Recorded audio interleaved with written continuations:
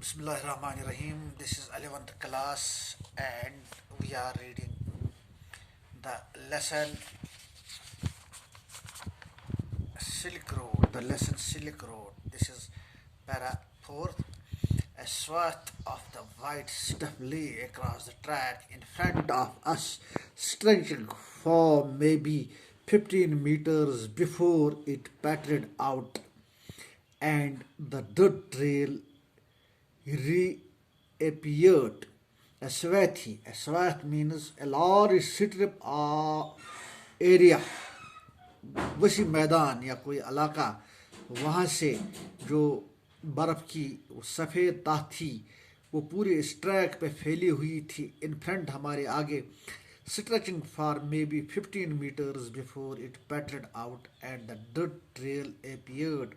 And the dirt trail, इससे पहले वो इतनी फैली हुई थी कि ये पैटर्ड आउट हो गया, to become exhausted, it become exhausted, और वो जो गंदगी इसमें थी वो भी दिखती थी. The snow continued on other side of us, हमारे हर तरफ बर्फ ही बर्फ थी.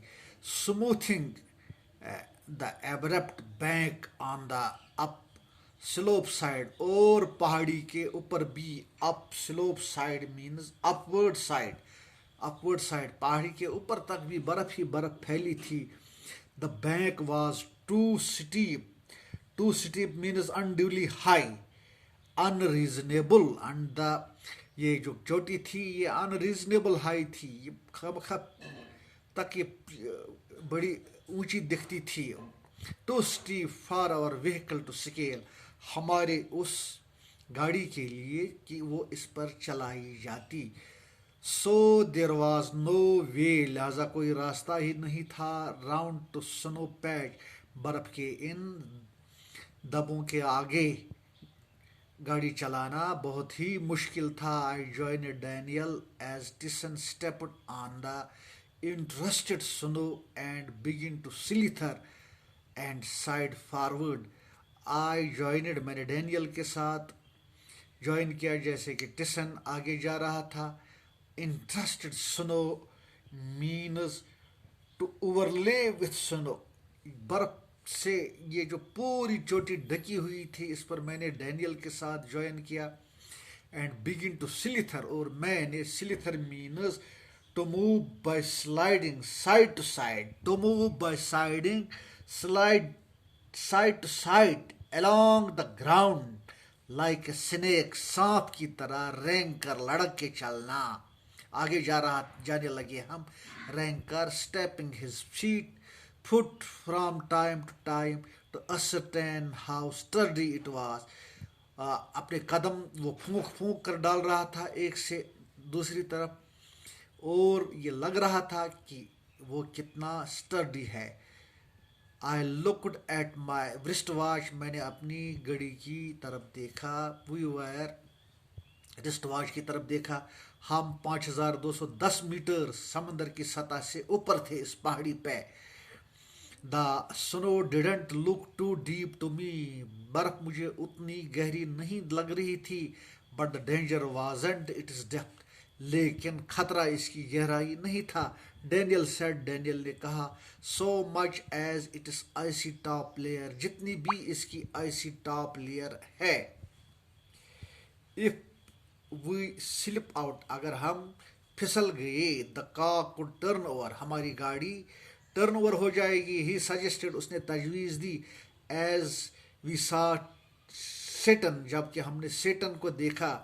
ग्रैब हैंडफुल्स ऑफ डट, जो गंदगी के, हैंडफुल्स मीन्स एक हाथ में जितना भी भरा जाए. Handful as much as many of something as you can hold in one hand, that means handfuls.